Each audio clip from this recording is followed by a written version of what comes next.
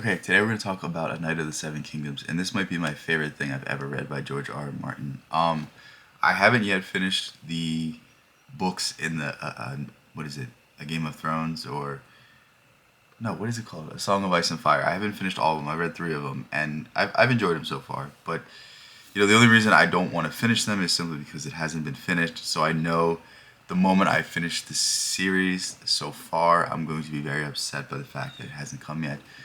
Who knows what's happening with that? Who knows if we ever get a resolution?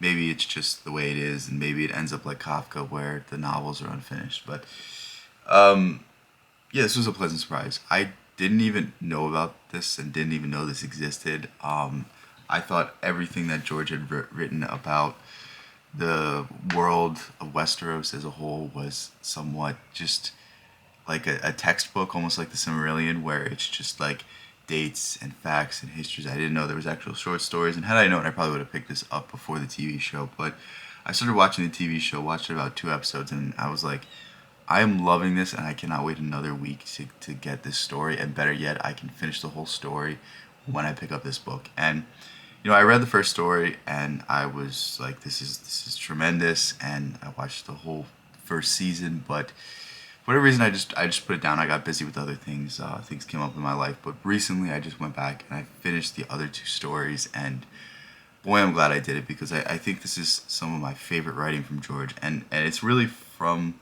the perspective of it's finished, it's contained, it's not overly complex. George's style is very unique. Where well, I wouldn't say it's unique, but he has a very distinct style where unique in the sense that I feel like other people do it, but he has a style where a lot of things unfold all at once, and you get the perspective from all these different characters, and it kind of feeds into your little set of facts that then you begin to question things and wonder, is it going to turn out this way, is it going to turn out this way, and then it ends up turning out in a way that you couldn't foresee. A main character dies, something horrible happens.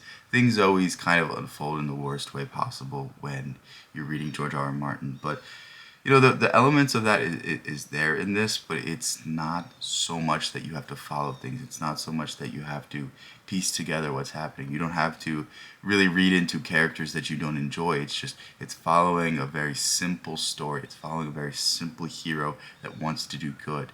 And perhaps this is really why George wasn't able to finish the original series, is that he's following all these different characters, and all these different characters have these complex perspectives where you're following Sir Duncan the Tall, and he's just, I want to be a good knight. He's following Egg, who's an 11-year-old boy who just, his personality is, I'm going to do the opposite of what you tell me. And this really lends to him writing a very, very well fleshed out story, a very easy story, a very, just something good is going to happen at the end story. And I think in a certain way, this is what George doesn't want to do with A Song of Ice and Fire. He doesn't want it to end in a pleasant, happy way. I think he wants to go the Herbert route of kind of showing that it's an endless cycle of this stuff, and that no matter how good you are, your will not be able to be exacted, and you won't reflect the good in the world because people have all these sets of interests, and a good person in politics doesn't exist, that sort of thing. I think that's where he wants to go with the series, and that's why it's difficult to end it, because there's no resolution, there's no payoff, and he's trying to get the best of both worlds. But in this set of stories, it's very much different.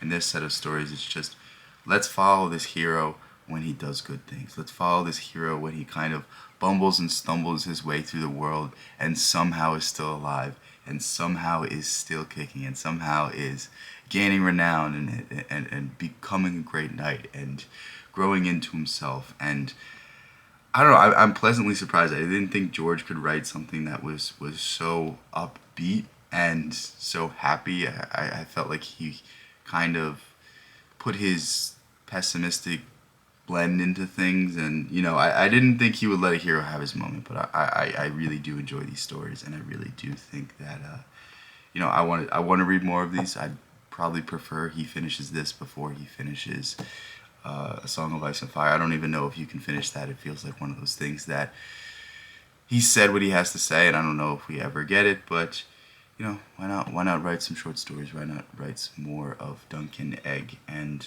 some very contained easy stories about the hero's journey, about what it means to be a good person, about the idea of selling yourself for morality, selling your soul for the sake of what the world can give you, and why that's not a good thing. And yeah, I'm excited to see that the next, what is probably gonna be 2 seasons, maybe 3 seasons if George comes out with another book by then. But yeah, I'm excited to see what they do with the TV show, and I very much suggest you either watch the TV show or you read the book, because they're both really well done and they're both really good stories. But yeah, with that said, love you guys so much. Thank you guys so much. Peace out. I'll catch you in the next one.